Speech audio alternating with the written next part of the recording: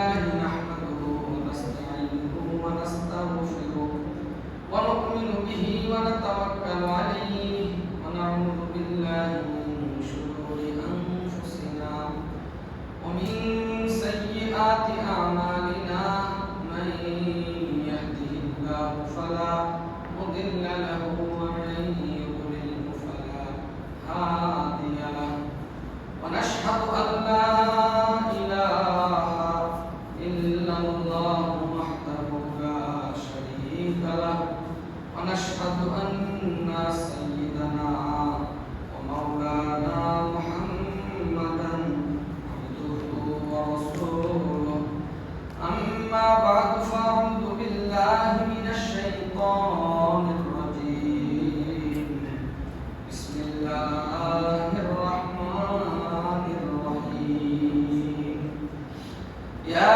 أيها الذين آمنوا كلوا من طيبات ما رزقناكم وقال رسول الله صلى الله عليه وسلم إن الله طيب لا يقبل إلا طيبا وكما قال عليه الصلاة والسلام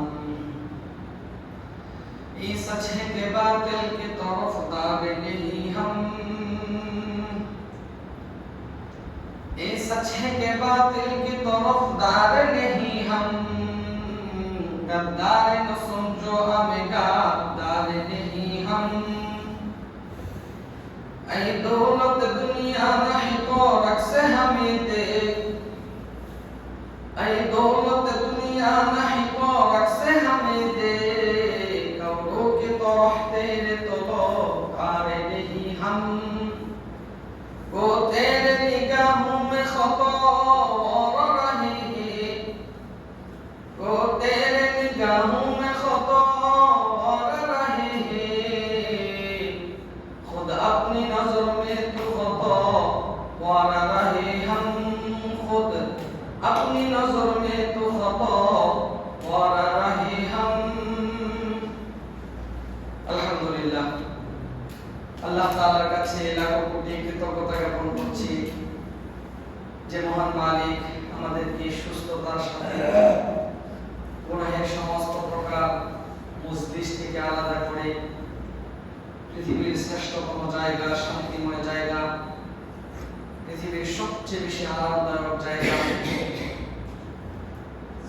যেই ঘরটা স্বয়ং রব্বে কারিমের ঘর আমরা সবাই জানি সমাজে শত শত মানুষ ছিল হাজার হাজার মানুষ ছিল তাদের মধ্য থেকে বাছাই করে আমাকে আপনাকে জান্নাত দেওয়ার লক্ষ্যে জাহান্নাম থেকে বাঁচানোর লক্ষ্যে আমাদেরকে সম্মানী বানানোর লক্ষ্যে আমাদেরকে দামি বানানোর লক্ষ্যে আমাদেরকে আমাদের উদ্দেশ্য হাসিল করার লক্ষ্যে রবের হুকুম মানার জন্য আল্লাহর আদেশ যেন লঙ্ঘন হয়ে না যায় এজন্য আগে আগে আল্লাহর ঘর মসজিদে ওই আসমানওয়ালা তৌফিক দিয়ে নিয়ে এসেছেন এজন্য আমরা সকলেই দিল থেকে শুকরিয়া আদায় করি বলি আলহামদুলিল্লাহ। এখনো যারা আসতে পারেন নাই দুনিয়াবি বিভিন্ন কাজে লিপ্ত আছেন আল্লাহ তাআলা আমাদের প্রত্যেককে অতি তাড়াতাড়ি আল্লাহর ঘর মসজিদে আগে আগে আসার তৌফিক দান করুন সকলে বলুন আমিন আমিন। মুহতারাম হাজিরিন সকলেই অবগত আছেন একতো সপ্তাহের শ্রেষ্ঠতম জুমার দিন আর একতো আজকে 10 মুহররম অনেক মর্যাদা সম্পন্ন একটা দিন হ্যাঁ আমরা ইসলামী ইতিহাসে কম বেশি এতটুকু সবাই জানি যে 10 মুহররম অর্থাৎ আরবি মাস গণনা অনুযায়ী 4টা মাস অনেক বেশি মর্যাদা সম্পন্ন তার মধ্যে একটা হলো মুহররম মাস আর এই মুহররম মাসের মধ্যে অনেক দামি এবং সম্মানী একটা দিন হলো 10 মুহররম আর তার ভিতরে আবার জুমার দিন শুক্রবার দিন কাজেই এই যে বরকতময় দিন ফজিলতের দিন দামি এক দিন শ্রেষ্ঠ একটা দিন হ্যাঁ গুনাহ মাফের আরো একটা বিশাল বড় সুযোগ হ্যাঁ তাওবার দরওয়াজা খোলা হ্যাঁ এই দিনের শিক্ষা হলো মজলুম তার এই সমস্ত প্রকার জুলুম থেকে মুক্তি পাওয়া মজলুম নৈরাশ না হওয়া মজলুম ব্যক্তি হতাশ না হওয়া আর সত্যের বিজয় সুনিশ্চিত করা, সত্যের পথিক উত্তীর্ণ করা, সত্যের বিজয় এই জাতির মাঝে সর্বোচ্চ ঘোষণা করা, এটাও একটা ইতিহাস এই দিনের সাথে জড়িত। মুহতারাম হাজিরিন, যদিও আমরা এই বিষয় সম্পর্কে গত জুমায় আলোচনা করেছি, আজকে আমরা ভিন্ন একটা বিষয় নিয়ে আলোচনা করব। আমরা সবাই মুসলমান, জন্মগতভাবে মুসলমান, আমাদের বাপ-দাদারা ছিলেন মুসলমান। আমরা নামাজি ব্যক্তির সন্তান, নামাজি ব্যক্তির নাতি। ধারাবাহিকভাবে আমাদের দাদারা নামাজ পড়ে গেছেন, আমাদের বাবারা নামাজ পড়ছেন, মসজিদে আসছেন, আমরাও আলহামদুলিল্লাহ মসজিদে আসি। যদিও নামাজ দুয়ে বক্ত ছুটে যায়, এরপরেও আমরা সেই নামাজের জন্য অনুশোচনা করি, অনেক কষ্ট অনুভব করি, আমাদের কষ্ট লাগে। যে মানুষটা সমাজে নামাজ পড়ে না, একদমই মসজিদে আসে না, যদি ঈমানের ন্যূনতম ওনার ভিতরে কিছু ছিটা ফোটাও থাকে, তো সেই মানুষটাও বলে যে ভাই রে, আসলেই তো নামাজটা পড়া দরকার, আসলেই তো নামাজটা আমাদের উপরে ফরজ, কিন্তু কি করব, আসলে সব দিক মিলায় নামাজটা পড়তে পারি না। তিনি অস্বীকার যায় না, তিনি এটাকে কি করে না, স্কেপ করে না, উনি এটাকে বাতিল বলে ঘোষণা করে না, বলেন ওনার নিজের কমজোরি, দুর্বলতা, উনি নিজেকে মাজুর বলে পেশ করে। কাজে মুহতারাম হাজিরিন, আমরা সমাজে এই নামাজ, রোজা, হজ, যাকাত, বিভিন্ন ইবাদত বন্দেগী করি, কি করি না বলেন, বিভিন্ন ইবাদত বন্দেগী করি। আজকে জুমার দিনে অনেকে দান বাক্সের টাকা দিব না, কম আর বেশি যাই হোক, দিব তো আমরা দিব। জুমার দিন আগে আগে গোসল করে মসজিদে চলে আসছি রবের সন্তুষ্টি পাওয়ার জন্য, তাই না?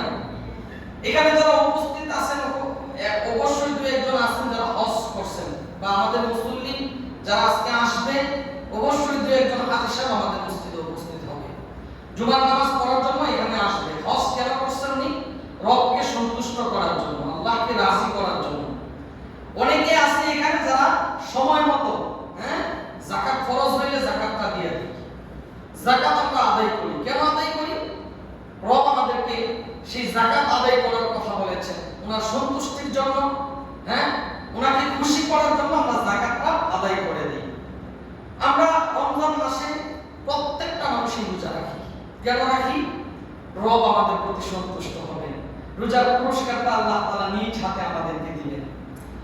কিন্তু আল্লাহ চরম একটা তিক্ত সত্য কথা আপনাদেরকে বইলা দেই, হাজারো হাজী সাহেব মিলবে, হাজারো হজকারী মিলবে, যাকাত প্রদানকারী মিলবে, হাজারো নামাজি মিলবে, হাজারো রোজাদার মিলবে, হাজারো ইবাদত গুজার মিলবে, হাজারো আল্লাহওয়ালা বুজুর্গ এমন আছে যাদের এই ইবাদত বন্দেগী, নামাজ, রোজা, হজ, যাকাত কোনো কিছুই আল্লাহর কাছে পৌঁছায় না, কোনো কিছুই আল্লাহর কাছে পৌঁছায় না।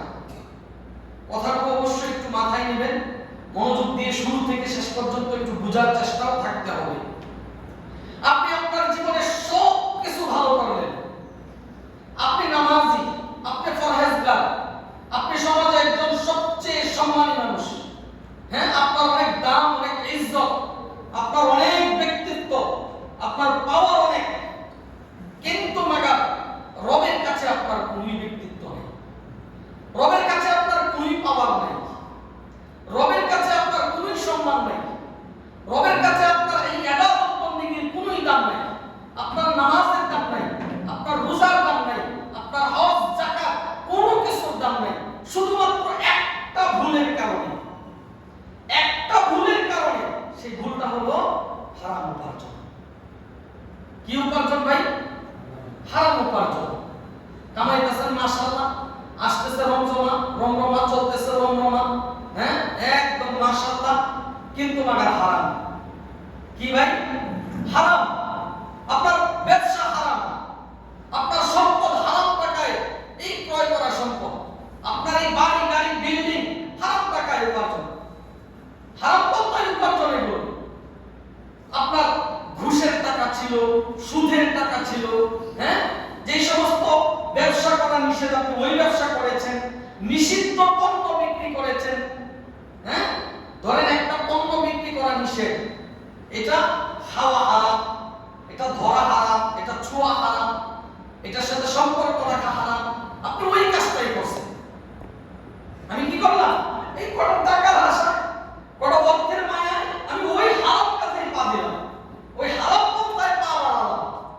আল্লাহ, খোদার কসম, আপনার এই ইবাদত বন্দেগী, আপনার এই নামাজ রোজা আপনাকে মুক্তি দিতে পারবে না, আপনাকে মুক্তি দিতে পারবে না।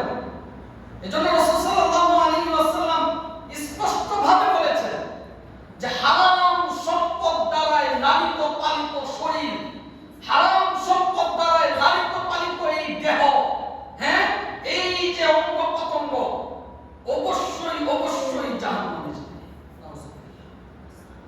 জাহান্নামে যাবে। জাহান্নামে পড়বে। আপনি একজনের টাকা মারলেন, মনে রাখবেন ওনার প্রতি জুলুম করলেন। আপনি হারাম ব্যবসা করলেন, আপনি মানুষের প্রতি জুলুম করলেন। হ্যাঁ, আপনার ইনকামটা হারাম ছিল, এটাও এক প্রকার জুলুম। এজন্য নবীজি বলেছেন জুলমু জুলুমাতু ইয়াউমাল কিয়ামা, জুলুম কাল কিয়ামতের দিন বিশাল অন্ধকার হয়ে দেখা দিবে। জুলুম কাল কিয়ামতের দিন বিশাল অন্ধকারের রূপ ধারণ করবে, অন্ধকার হয়ে দেখা দিবে। এজন্য আল্লাহ তাআলা আবার বলেছেন ইন্নাল্লাহা তাইয়্যিবুন লা ইউকবালু ইল্লা তাইয়্যিবান।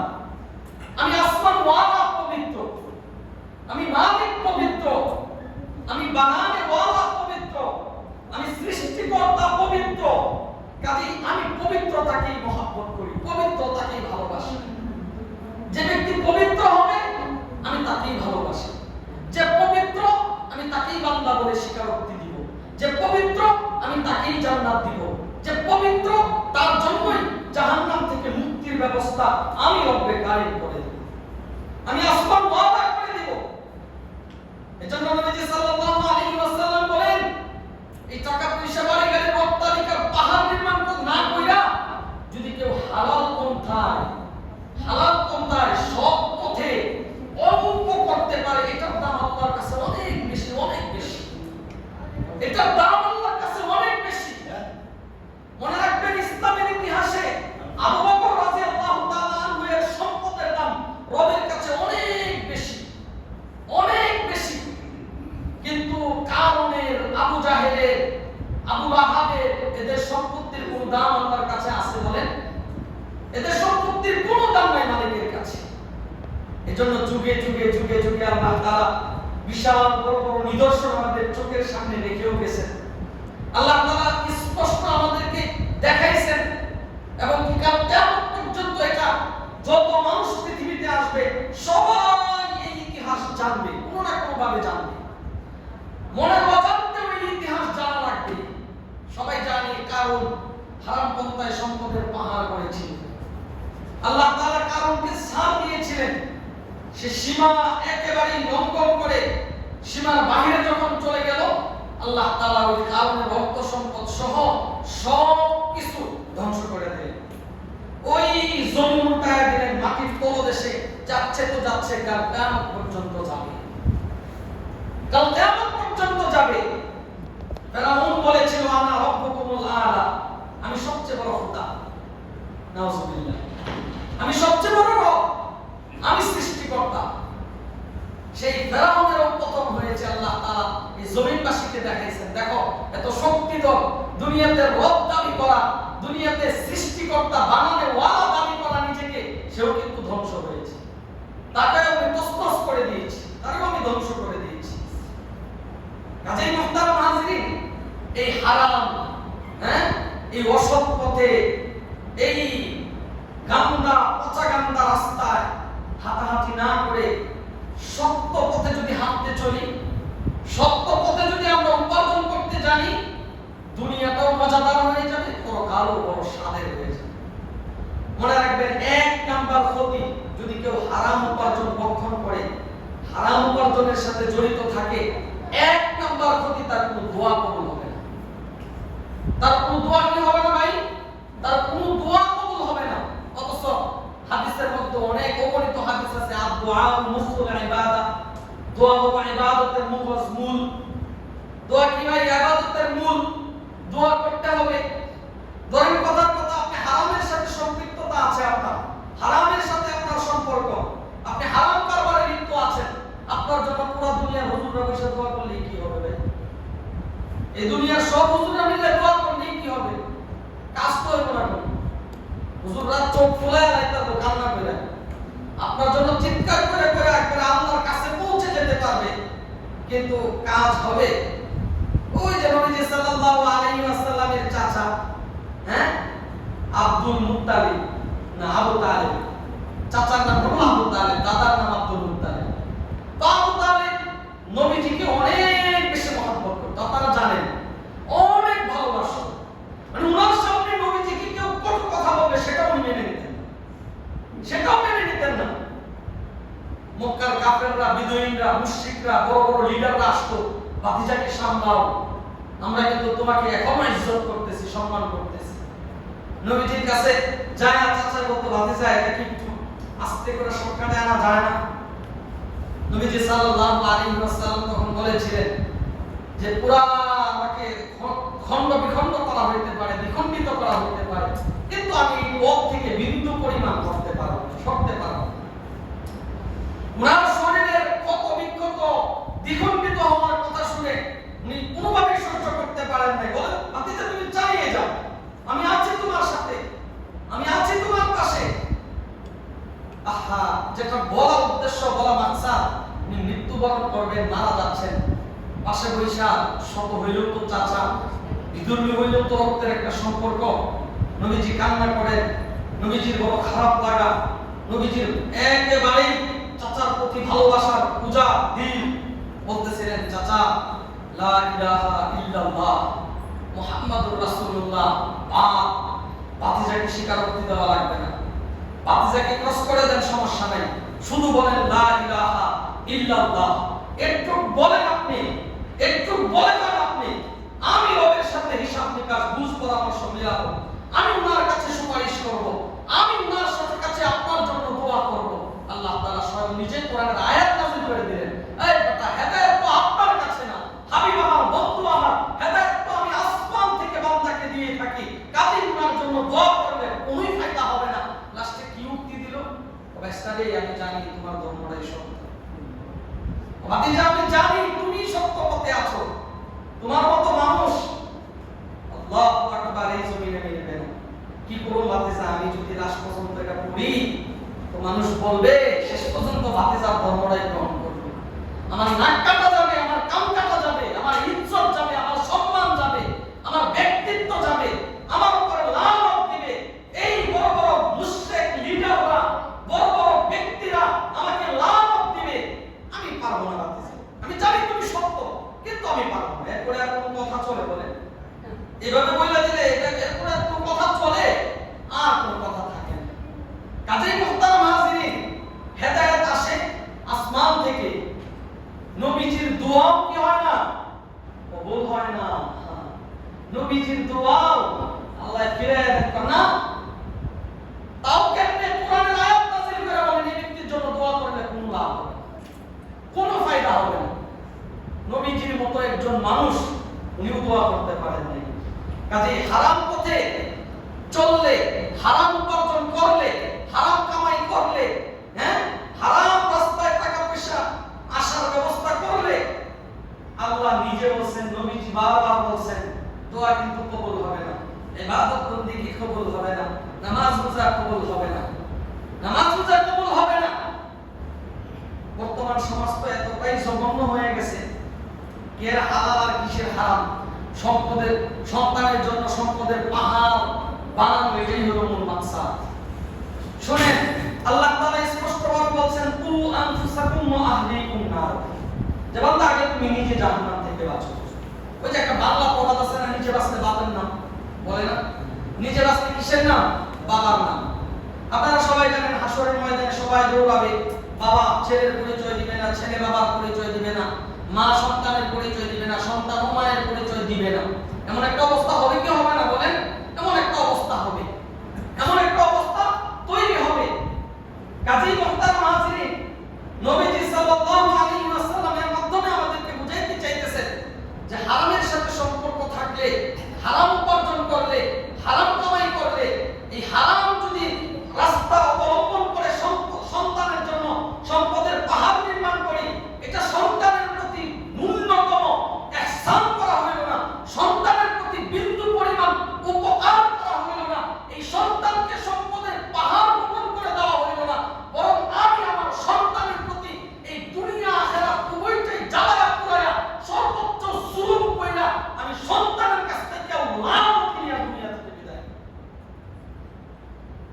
আজকে সন্তানেরা কিছু বলবে না, আমার ছেলেটা কিছু বলবে না, ছেলের তো টাকা হইলেই মাশাআল্লাহ, কিন্তু বিশ্বাস করে এই ছেলেটা একদিন চিৎকার করে করে বলবে, লানত তোর মতো বাবার জন্য, লানত তোমার মতো বাবার জন্য, তোমার মতো বাবাদের জন্য ঘৃণা, তোমাদের রেখে আসা সম্পদের কারণে আজকে আমারও কপালটা পড়ল, নিজে তো পুরলাই আমারও পুইরা আসা, আমারও ছাড়কার করে দিলা। মুহতারাম হাজিরিন, মনে রাখবেন, আমার দাদার রব কে ছিল বলেন? আল্লাহ। আমার বাবার রব কে বলেন? আল্লাহ। আমার রব কে? আল্লাহ। আমার ছেলের রব কে? আল্লাহ। আমার ছেলের ঘরের ছেলের রব কে? আল্লাহ। কে বলেন? সবার রব কে? আল্লাহ। তো আল্লাহ তো বুঝাইতে চাই, তোমার দাদা এই জমিনে ছিল, খুশ নিয়ে দেখো না খায়া মারা যায় না। তোমার বাবা ছিল দরিদ্র অসহায়, যাই ছিল না খায়া মারা যায় না। তোমার জীবন চলছে, চলমান, তুমিও কিন্তু না খায়া একটানা 2-3 দিন না খায়া কষ্ট করো নাই, মরবা তো অনেক পরের কথা, কষ্টই করো নাই। কাজেই তোমার ছেলেটা না খায়া মারা যাইবো, তোমার নাতি না খায়া মারা যাইবো, বুখারা শরীরে বসবাস করবে। আমি কি তোমার ছেলের রব না? আমি কি তোমার নাতির রব না? তোমার দাদারে যদি পারি, তোমার বাবারা যদি পারি, তোমারে যদি পারি, বেটা কেমনে ভাবো তোমার ছেলেকে মাইরা লাভ? আমি তোমার ছেলেরও আমি পালতাম, মাঝখানে কি করলাম? আমি যেই নুসরত আসমান থেকে করতাম, তুমি কাইটা ছিল তসতস করে দিয়া এই হারামের সাথে জড়িত হইয়া তুমি তোমার ছেলের ভবিষ্যৎটাও একবারে তসতস করে দিলা, ছেলের ভবিষ্যৎটাও ধ্বংস করে দিলা। এজন্য মনে রাখবেন, কু আনফুসাকুম ওয়া আহলিকুম নার, বান্দা সর্বপ্রথম তুমি নিজে জাহান্নাম থেকে বাঁচো, এরপরে তোমার পরিবার পরিজন, তোমার আহাম পরিবারকে জাহান্নাম থেকে বাঁচাও। আহাম পরিবারকে কি করতে হবে ভাই? জাহান্নাম থেকে বাঁচাতে হবে। ছেলেকে 3 বেলা মাংস পোলাও খাওয়ানো এতটা ইম্পর্টেন্ট না, কিন্তু হালাল পন্থায় ছেলেকে আলু ভর্তা ডাল দিয়ে খাওয়ানো এটা অনেক বড় জিম্মাদারি। আল্লাহ তাআলা আপনাকে ধরবে না, আল্লাহ তাআলা ধরবেন না যে তুমি কেন তোমার ছেলেকে ডাল ভাত খাওয়াইছিলা। আবার আল্লাহ তাআলা ধরবেন কেন হারাম পন্থায় এই গোশত পোলাও ছিল, কারণ হারাম পন্থায় এমনটা ছিল, হালাল পন্থায় কেন ছিল না? আমি রবের চিন্তা, আমি রবের ফিকির কেন ছিল না? আমি যেই রব তোমাকে হারাম পন্থায় নিয়েছিলাম, আমি তো হালাল পন্থায়ও দিতে পারতাম। আর একটা তিক্ত সত্য কথা এটা মনে রাখবেন, ওই যে নবীজি স্পষ্ট ভাবে বলছেন যে উম্মতেরা আমার, আমি আমার জীবনে অনেক কষ্ট করছি, আমি কিন্তু অনেক মেহনত করছি, আমি কিন্তু এই জমিনে মায়ের খেয়েছি, আমার শরীর থেকে কিন্তু রক্ত ঝরছে, আমি কিন্তু ক্ষুধার কষ্ট করছি, আমি কিন্তু ভাতের কষ্ট করছি, আমি কিন্তু পেটে পাথর বাঁধছি, আমি কিন্তু এই জমিনের হাজারো মানুষ থেকে মারাত্মকভাবে লাঞ্ছিত হয়েছি, অথচ প্রতিনিয়ত আমাকে বারবার বলা হয়েছে, একবার যদি শুধু জবান থেকে উচ্চারণ করেন, উহুদ পাহাড়টাকে স্বর্ণ বানায় দিন। উহুদ পাহাড়টাকে কি করব? স্বর্ণ বানায় দিন। আজকে যদি ধরেন কথার কথা এখানে কোন মুসলিমরা বলা হয় যে ভাই 10 টাকাতে লটারি কিনেন, ভাগ্যে দেখা যাক কি আছে, অবশ্যই 100% আপনি 100 কোটি টাকা পাইবেন। একটা লটারি কিনেন, আমি তো সর্বপ্রথম কিনব, আমার হালাল বলতেছে, আমি সর্বপ্রথম কিনব। হালাল হারাম অনেক পরের কথা, হালাল হারাম কি ভাই? পরে আগে 10 টাকা লটারি কিনি, গ্যারান্টি দিতেছে। ধরেন 10 টাকা লটারি কিনলাম, 100 কোটি টাকা পাইলাম, পয়সা থাকুন নাকি? এত বড় মজবুত ইমানদার তো হয়ে আবার গেল, তো মজবুত ইমানদারও কি হইতে পারি নাই, হইতে পারি নাই। ওনাকে 100 কোটি টাকার অফার দেওয়া হয় নাই ভাই, ওনাকে বলা হয়েছে অনুমতি দেন উহুদ পাহাড়টাকে স্বর্ণ বানানো। একটাবার বলেন, পুরা এই আপনার উপরে যারা কষ্ট দেয়, আপনাকে যারা এই বিপদ আপদ মুসিবতে মারাত্মকভাবে আপনাকে অপমান করে, দুঃখ দেয়, আপনার মন খারাপের কারণ, এদেরকে ধ্বংস করে দিব, তছনছ করে দিব। ওনার মন কতটা ফ্রেশ ছিল, এরা বুঝে না, এরা জানে না, এরা চিনে না, এরা মানে না, টেনশন নাই।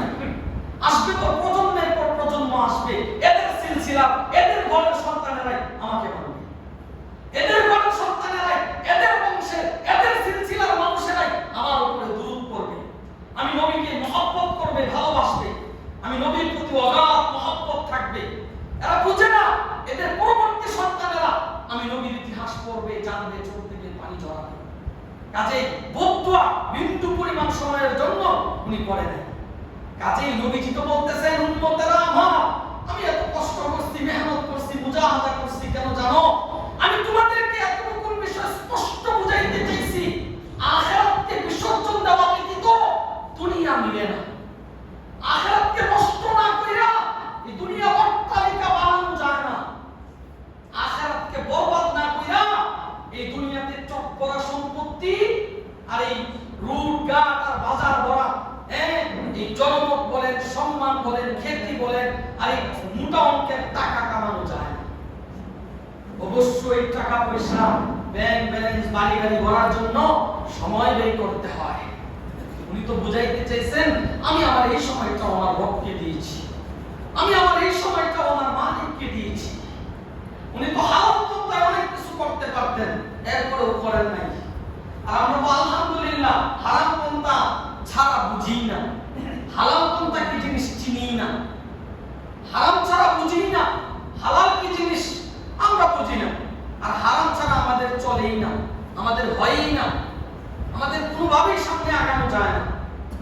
এজন্য মুহতারাম হাজিরিন, মনে রাখবেন, এই দুনিয়ার এত অর্জন, এত কষ্ট, এই জীবন ভর কষ্ট পরিশ্রম, এগুলো কিন্তু শুধু কষ্টের বিশাল আকৃতি ধারণ করবে। এই কষ্টটা শুধু খালি বাড়বে বাড়বে বাড়বে, বিশাল আকৃতি ধারণ করবে, বিশাল আকৃতি ধারণ করবে। মনে রাখবেন, যদি এখন কাউকে এখানে বলা হয় যে আগামী 20 দিন পরে তোমাকে ধরে নিয়ে যাওয়া হবে যাবজ্জীবনের জেলে, যাবজ্জীবন মনে হয় বর্তমানে আমাদের এই দেশের আইন অনুযায়ী 22 বছর, তাই না? যাবজ্জীবন মানে 22 বছর, বর্তমানে 22 বছর জেল। হ্যাঁ, 22 বছর জেল। এই কথা যদি ধরেন আমাকে বলা হয়, আমার ছোঁয়া কি পাইবেন আপনারা? কেউ অবশ্যই পাইবেন না। আপনার ছোঁয়াও পাওয়া যাবে না, সবাই পালাম। কেন? দললেই যাবজ্জীবন, দললেই জেল, দললেই 22 বছর নাই।